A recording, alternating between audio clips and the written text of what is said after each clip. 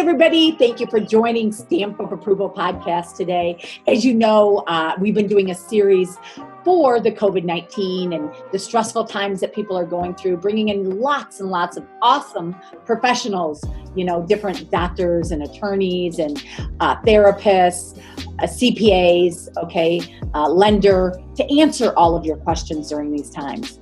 I'm Kristin Stampini, and I own multiple businesses. We opened up our virtual assistant business at the end of 2017, where we work with small business owners. We employ, train, hire, help them employ people through virtual assistants at a very affordable price. We also work in real estate. We have a real estate brokerage that we just opened up a couple months ago. We also have a real estate team. I'm a real estate coach for the Craig Proctor systems and coach people all around North America. And then we also have a real estate investment company. So today I'd like to introduce my guest, Lauridsen. And Laurie is a licensed mental health counselor, a master certified addiction professional. Laurie has been providing education, healing, and therapy for groups and individuals over 15 years. Laurie has a master's degree in clinical psychology, as well as extensive training and experience in addiction treatment, which I know is very challenging today, right? Trauma, military populations, in many treatment modalities. Laurie has provided individual group therapy and consultation at all levels of treatment, from inpatient to private practice. Laurie has been teaching restorative alignment-based yoga to individuals in treatment from crisis stabilization, substance abuse, rehabilitation, and community classes. Laurie's passion is to use science and holistic practices to help others heal mind, body, and spirit. Thank you, and welcome to Laurie today. Welcome, Laurie. How are you? Thank you so much. I'm doing very well. Good. So we're going to really talk about today, we're going to go into mindfulness, yoga, aromatherapy. We're going to also go into some other things. Everything is so challenging today. None of us have ever been through what we've been through today. And I'm sure you're seeing, even in addiction and things like that, it's hard because there's not, people can't go in person, right? To go to different meetings and things like that. So what we're going to do is we're going to try to put you at ease that there are people here. Laurie, you're doing a lot of things virtually now, right? Yeah, so I've been actually doing my private practice completely online for over a year. So I'm very well versed. I've used Zoom. Now I use Simple Practice, which is my electronic medical record. But yeah, so that's been my primary practice for over a year. So I'm super comfortable with it. And I can help clients who aren't comfortable, because this is new for a lot of people. So, really showing them that this can be a way to connect and to reach out, is really important. They talk about in AA that the phone weighs like 50 pounds, right? So when you're stressed and you want to reach out, it's hard. So reaching out in a new way, virtually, can be difficult for a lot of people. Now, for some people, not so much, but for a lot of people, it can. Right. And, a lot of people that never were depressed before are depressed. They're scared, they're angry, they're going through a lot of different emotions, right? So I can completely understand. I've been through a lot myself, so I can completely understand it. I've had a lot of hardship in my life, and so I can relate to what a lot of people are going through today. And bringing on these professionals is to help you get through everything that you can. And Laurie, I'm going to just go ahead and let you get started. Sure, absolutely. Well, one of the things that I like to do with my clients and with people when I'm sharing things is start with a mindfulness practice. So what I'd like to do very briefly is just do a little grounding practice with you. So whether you're sitting in a chair or whether you are sitting on your couch or whatever, just focus on the feet on the ground. So maybe put both feet on the earth. If they're not already, whether you have shoes on or not, just kind of notice that. Bring your awareness to the feet. Notice, maybe wiggle your toes a little bit. Yes, and close the eyes if you're comfortable, so that you can bring full awareness to that. Notice the earth supporting you. Notice whatever surface you are seated on supporting you. Maybe even allowing your breath to deepen.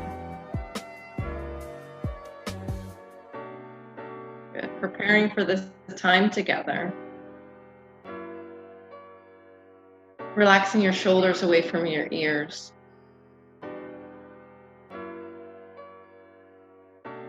And just checking in with your body and your mind and noticing anything you're working with right now, any sensations, any emotions, without judgment.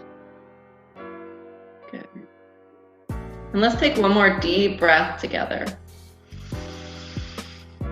And exhale slowly. Good, and then allow the eyes to flutter open. Good. And if you were here, I might share with you one of my favorite essential oils, which I don't know if you can see this in the screen here. This is Balance. I use Doterra products, which are certified therapeutic. So they're really good for the body, mind, and soul. And Balance is a very grounding blend. So what I would do is I would take a drop of the Balance, rub my wrists together, and take some deep breaths as I'm doing that grounding. So that's something that you can add to that practice. So when we're talking about mindfulness specifically, it's about open awareness, right? So you were grounding, you were aware of what was happening right here, right now. Yep. No, that was great. It made me feel very relaxed. I think, a lot of people right now are very anxious, right? Anxiety, stressed. So that just made me just calm. It was very calming. It was awesome. Good. Yeah. And it's just a very simple practice. You can do that anywhere. You can also do that standing. So just noticing your feet as you're standing, feet hip distance apart. You can even close your eyes if you're balanced. And I felt like, going into meditation from that as well, right? That was awesome. Absolutely. Yeah. Good. Yeah. And the thing is I think the importance today is to stay connected to people. Isn't that important? Even though we have social distancing, we need to really stay connected to other people, because that's going to help with anxiety, right? And stress and everything. And if you are going through more anxiety and stress, or even, suicidal, things, you got to reach out immediately to somebody, right? Absolutely. Absolutely. It's really important to ask for help. And, I'm going to back up for just 1 second and just talk about a framework that we'll discuss this in. So as human beings, we talk about it in addiction as the biopsychosocial spiritual model of addiction. And that's a big mouthful. But what that looks at is that's really who we are as human beings. We're biological, we're psychological, we're social, and we're spiritual. Right? So looking at every aspect and how we take care of ourselves. I know you had Dr. Kim on, and she talked a lot about the biological piece and taking care of your eating and your sleep and your routine and those kinds of things. So that's really important. And as far as social connection, that's one of the pieces as well, right? So and I'm hearing a lot of people talk about this, but it's really important to note that it's not social isolation, it's social distancing. That's right. You can still have that connection. Even, taking a walk, and even if there's other people around, you just keep that distance. You can still say hi, you can wave at your neighbors, you can, have conversations, but finding ways to connect is really, really important.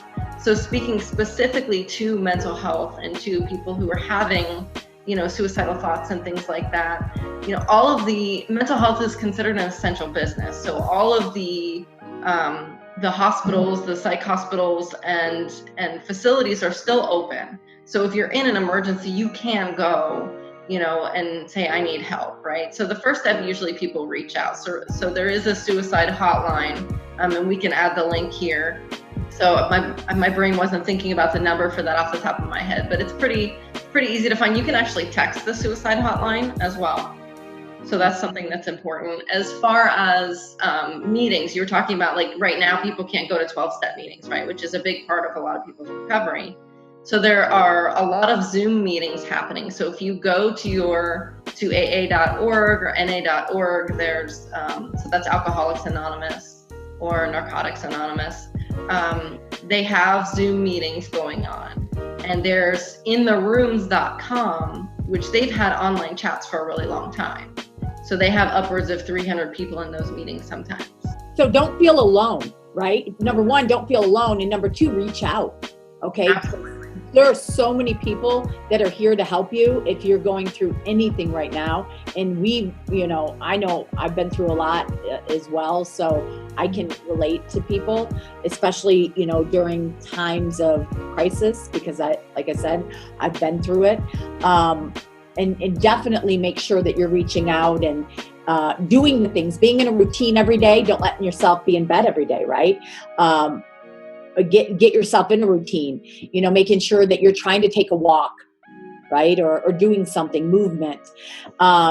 Getting on chats, FaceTime, Zoom, so you can see people. If you're not communicating, it'll make you feel better. Even if you get up and, get dressed and, maybe even put on, makeup or whatever to make you feel good. And don't be hard on yourself, right? Don't be too hard on yourself through these times. Yeah, the biggest thing is having self-compassion. So, people talk about mindfulness. It's a big buzzword right now. And mindfulness is not just about being aware of the present moment. It's about being aware with kindness and compassion. Because if we're sitting in a meditation, for example, or we're trying to sit still and quiet, and then we're going, oh man, I really stink at this. I can't sit still. I can't meditate. I'm blah, blah, blah, whatever. You're not having kindness and compassion for yourself. And that kindness and compassion is part of the mindfulness. So even if you're overeating right now, even if you slipped and you picked up a drink or a drug, or you slipped back into your mental health symptoms, having that kindness and compassion for yourself is really, really important. And actually, that's a good thing, because I have seen so many people out there as far as eating and overeating. So I've gone to Hippocrates, where I met Dr. Kim and stuff, and other wonderful people, and, to lose weight. And so fortunate, and obviously health and weight and everything that goes together. Fortunately, I have gained 2 pounds, but, I've seen people that have said they've gained 20 and this and that. So, just making sure that you are not too hard on yourself, but trying to get into nutrition as well through this, right? Yeah, absolutely. So when I talk about the biopsychosocial spiritual model, and I know that's a huge mouthful, but biologically it's picking something. So picking something from that category. What I would say is, if you look at each of those 4 categories, pick something there that you can work on, that you might want to commit to yourself, or something, something simple and easy. So maybe that is walking. So walking is the biological part, right? It's the exercise, but it's also the spiritual part. Connecting with nature is a form of spirituality. Meditation is a form of spirituality. Deep breathing, mindfulness, reading something, whether it's a Bible or, reading something on Eastern philosophy, or even just something for personal growth, that's spiritual as well. And then that's social connection. So maybe even, taking a walk, and maybe talk on the phone. Probably not FaceTime while you're walking, because that's probably not the best idea. Or even just walking with someone in your household, if that's available. Yeah. Sure. And so we talked about mindfulness, and what about yoga and aromatherapy and things like that as well?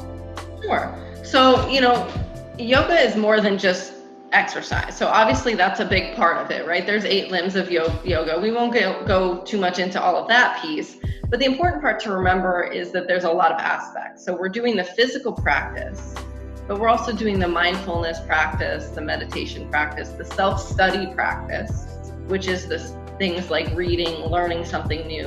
For a lot of people, learning something new right now can be really helpful, but for a lot of people, they're back in, crisis mode. We talked about I talked about Maslow's hierarchy of needs with you a little bit earlier. And what that is just the hierarchy of us as human beings and what we take a look at. And the first 2 rungs are about physiological needs, right? Food, air, water, sex, sleep, right? Which fits with the biological. And then safety, which is huge right now. So illness, personal safety and security, shelter. So those are that's where our brain goes. We go back into that crisis, that fight, flight, or freeze mode. And we're not really able to think about other things. For a lot of people, it's, I'm creative, I'm getting all these things done. And then there's a lot of people who are completely overwhelmed. So finding that balance, finding little things that you can do, little mindfulness and yoga practices. It doesn't mean you have to do a full hour. It doesn't mean you're doing hot yoga, right? So it might be something as simple as a mudra. So a mudra is a hand gesture that can be really helpful for for your mood, for your practices, for compassion and self-acceptance. So I want to teach you a mudra right now, if that's okay. It's super simple. Yeah. I've never heard of it, so I'm excited. Yeah, so mudra is just a gesture. It's a fancy word. Sanskrit is a language of yoga, so that's where that comes from. So it's kind of like a prayer position. So there's actually, prayer position it's Anjali mudra. So that's one, right? Either with the thumbs at the heart, which is more for the heart chakra, or for love and connection, right? And then you can also take it to the bridge of your nose and your forehead, which is a little bit more spiritual, and there's a little bit of a bow involved in that. So just as a reminder, most people know this prayer position in one way, shape, or form, right? So even just sitting here and taking a deep breath, maybe connecting the thumbs to the heart and feeling what that feels like. Good. And then allow the eyes to open if they closed. And then also related to the Anjali mudra is Dove mudra or Kapoda mudra. So this one is specifically for compassion and self-acceptance. So the thumbs stay at the heart center, the hands stay in prayer, but you allow the hands to cup. So there's kind of an openness. So if you see can you see my hands? There's an openness here. Like this? Yeah. But your pinkies are still connected as well. So it's more of it's like a circle. Oh, so you can put something like that. Sort of, yeah. Okay. Yeah. Okay. Got it. Yeah, but keep the pinkies connected here like this. Oh, like this. And then the thumbs, and then the fingertips, and then you're just opening in the middle. Got it. Yeah, and then the thumbs come back to the heart. And this is about compassion and self-acceptance. So along with a mudra, having a mantra or an affirmation or a thought that you can say to yourself can be really helpful. So it might be like, I'm doing the best I can right now. Mm-hmm. And you can say that out loud, or you can say that in your mind, maybe as you breathe. It might also be something like love or accept or compassion. Whatever you choose, let's just take 2 breaths together.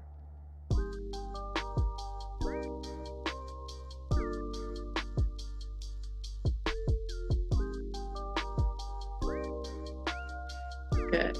And then you can allow the hands to come to the lap and release that mudra and that mantra. Yep. This feels good. Yeah. So going back to just briefly that biopsychosocial spiritual model, when we do a mantra, we're doing something physical, or a mudra, we're doing something physical, and the mantra is in that psychological piece. So that's about our thoughts. So a lot of times that fight, flight, or freeze, which is biological, also becomes a thought process in our head, right? So if we think about worst case scenario, and we continue to think about worst case scenario, I like to call that the mental snowball. So it starts with a snowflake and it gets bigger and bigger until everything is completely overwhelming. So utilizing some kind of mantra or affirmation or something that you can say to yourself in a positive manner can help to combat those. In therapy, we call, in the scientific part of that, or the medical model part of that, we call it cognitive behavior therapy, right? So it's reframing our thoughts. In the more Eastern philosophy, we talk about them as mantras, right, or affirmation. And our mind is so powerful. So everything that we do is, we can change our frame, our thought process like that, right? The snap of your finger. So everything that we do is going through our mind. What is it? Our mind is, I don't know how many thoughts it is. I don't remember all that, but it's crazy. I think of something like 60 or 70,000 or something like that. I don't really know either, but yeah, it's a lot, and it's constant, and a lot of times we're not aware of it. So that's where the mindfulness can come in, is being more aware of the things that you're saying to yourself, especially if you're not feeling good. So if you're feeling physically or emotionally in a way, yucky, like that's my clinical term, yucky, then, being aware of that, being mindful and looking at, okay, what's going on with me right now? What am I thinking? What am I doing? Right. And know you're not alone. I mean, we're all going through different stages through this, right? And just try to get your mind out of it. Know that we're all going to get through this. We are going to get through this. Things are going to be different. Things are going to change, but we're going to be okay. So just keep reminding yourself that we're going to be okay. Right. And try to do things because, obviously a lot of people, and even myself, I'll wake up and this has affected everybody. There's nobody I know out there that hasn't affected. And it also affects, obviously, a lot of our businesses, right? A lot. So I just wake up and, you can get depressed. I've been depressed. I've woken up depressed. I've woken up, but I try to really keep in a schedule and I try to work out a little bit and I, get dressed and don't stay in my PJs all day and, come to the office, try to put on some makeup, not maybe every day if I'm not in front of people, but doing the things and trying to keep in a routine to make me feel good. Right. And then I try to stay out of my mind and try to keep optimistic. Okay. And not negative thoughts in my mind. Right. Sure. Absolutely. And it's really important to have a balance of that. Right. Because a lot of times when we talk about thinking positively or being optimistic, for some people that can be completely overwhelming. Have you ever been around somebody when you're not in a good mood and they're super positive and it's just like, go away. That's so annoying. Right.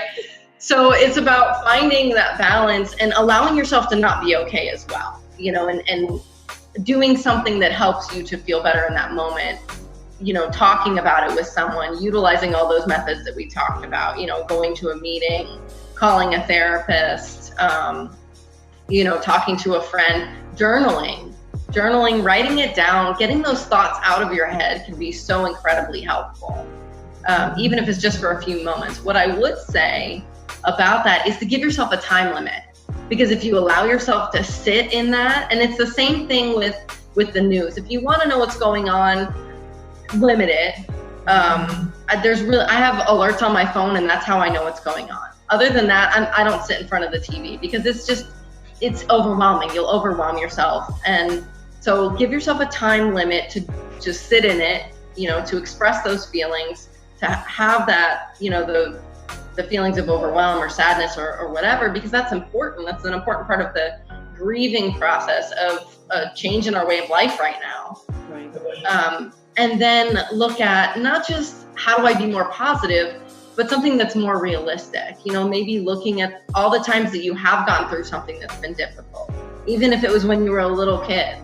You have been through, even if you don't believe that right now, you have been through a lot of things. And you've gotten to the other side because you had the tools. Even if you didn't know what you did, you had the tools to get through it. Yeah. So starting there and then building on that.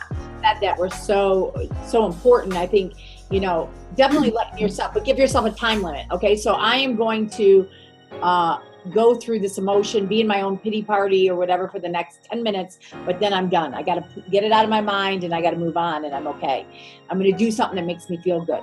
And then also social media, okay, being on social media, the negativity of it, and the news. So I give myself on news about 15 minutes a day, okay, just because I just want to know what's going on, but I don't get myself involved. Just like politics, I'm not involved with. I don't like to see all the negativity of things, right? So those are really good. What about aromatherapy? So aromatherapy can be a huge help in all those aspects. The biological piece. So the biological part of aromatherapy, and I don't know if you can see them. I'll pull them up in a second. The biological aspect of it is that these oils the molecules are so small, they get to your brain faster than any drug. So smoking is the quickest way to get something to your brain, to pass that blood-brain barrier, which is the protective mechanism. And that's about 7 to 12 seconds. The oils, it's somewhere around 5. Wow. Right? Yeah, so they get to your brain a lot faster just by smelling it. And our sense of smell is so powerfully related to memory and emotion that it can make a huge difference. So in the biological piece, you have that how it affects the brain. you have the immune boosting pieces. So specifically what I'm using right now is On Guard, which is, can you see that? Yep. Yeah. So On Guard is the protective blend. So it's got things like cinnamon and clove and wild orange, which are really good for the immune system. And these are, like I said, certified therapeutic grade, so you can take them internally. You want to be very mindful of what you take internally, because the ones that you buy in the store, just because they say they're organic, doesn't mean that they're safe to take internally. Can someone buy that? How do they buy it? Yeah, so Doterra specifically is, you have to get it through a Doterra Wellness Advocate, which I am one, and there you can find those online as well at the Doterra website. And we can leave that information. It'll be with all my information as well. And then oregano is has one of the most powerful antibiotic properties, and they've used it for thousands of years. So how do you use them?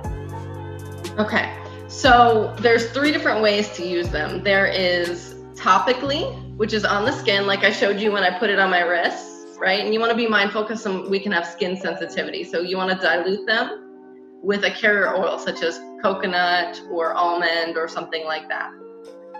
There's aromatically, which would be the inhaling part of it, right? So if I put it in my hands and I take some deep breaths and I inhale it, that's one way of doing it aromatically. Also using a diffuser, right? Some people put them in humidifiers too. You have to be mindful, but that's aromatically, so it's coming out in the air. And then there's internally, which is what I was just talking about with some of those oils.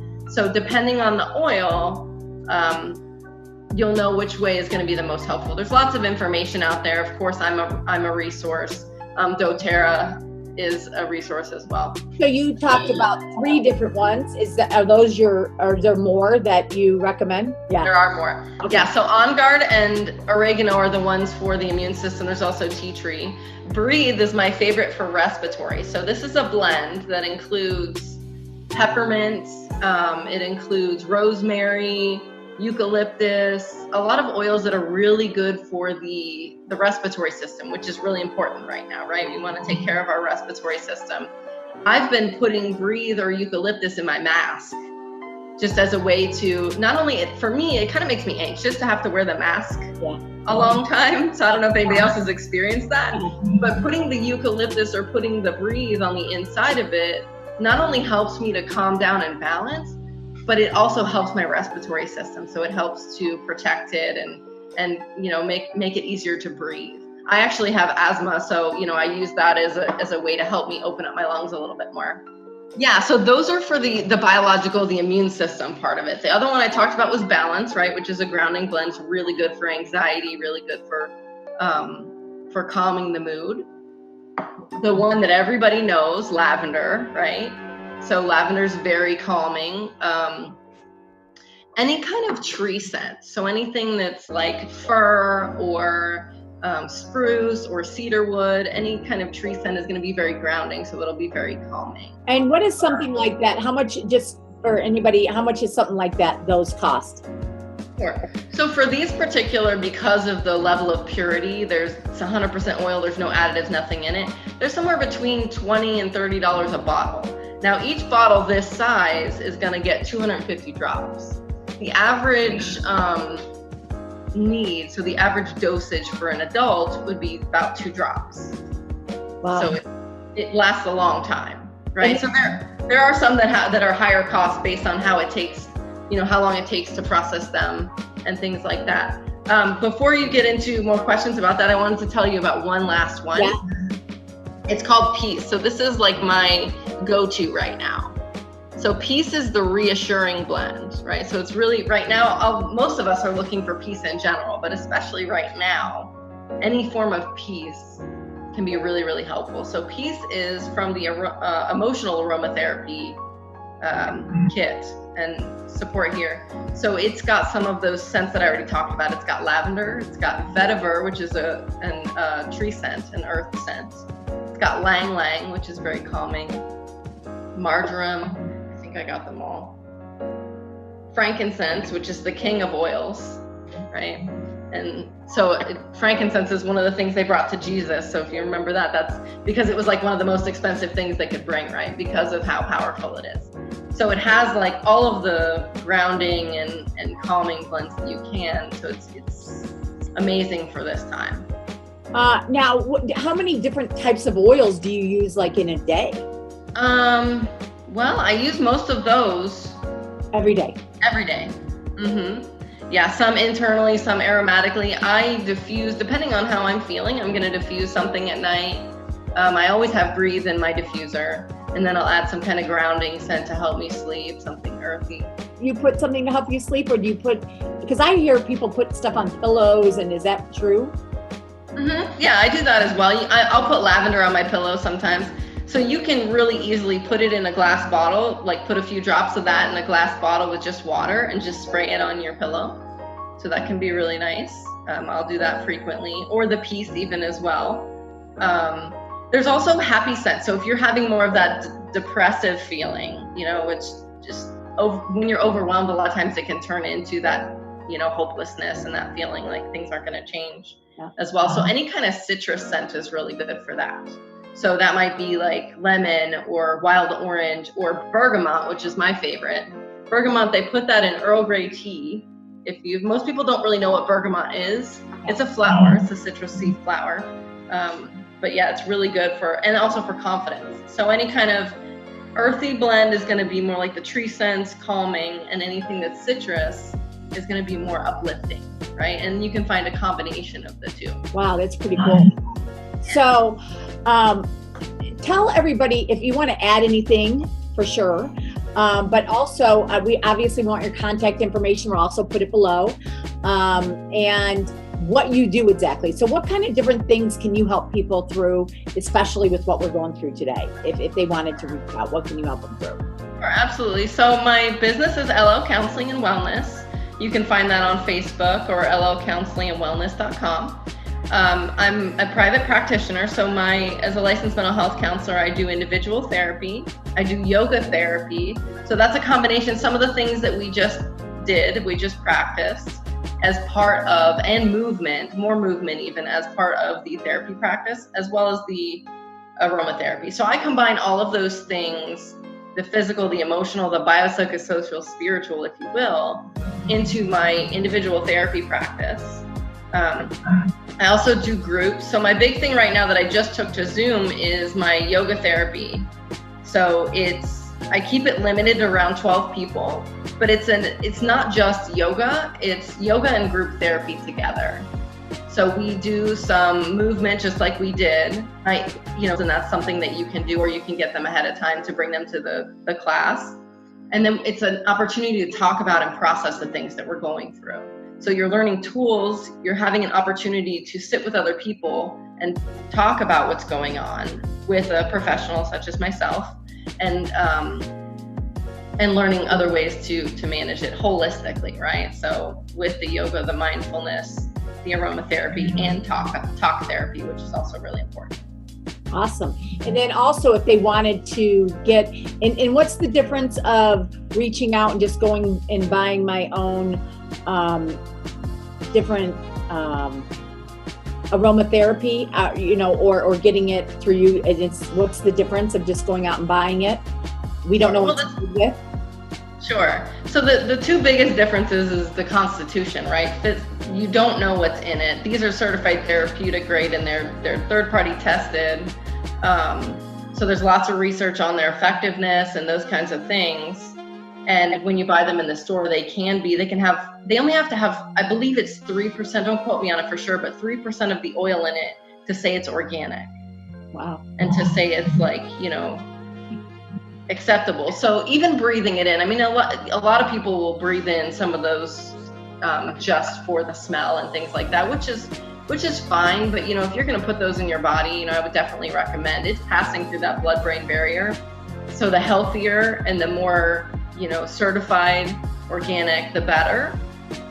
And then you're also getting a practitioner such as myself who can say, based on what you're feeling emotionally, physically, whatnot, what's going to be the best oil for you, right?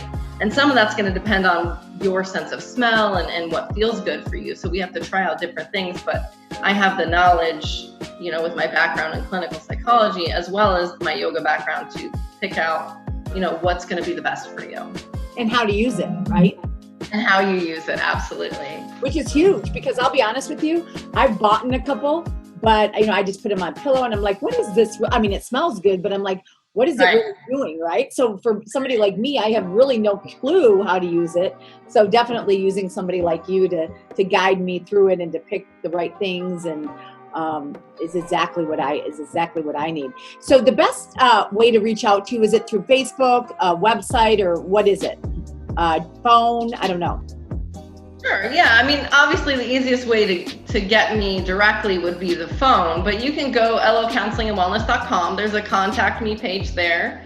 It also has a link to my Doterra page. But I would encourage you, my consultation's always free, so I would encourage you to reach out to me. Oh, wow. You can call my phone number directly, 407-435-5013, or you can go there, or Facebook. So I put a lot of content on my Facebook that has some of this stuff, and I just actually, with all the time I had, I just did posts for like the next 2 weeks or so you'll get some good content there at LO Counseling and Wellness. But yeah, my consultation, it's about 20 minutes.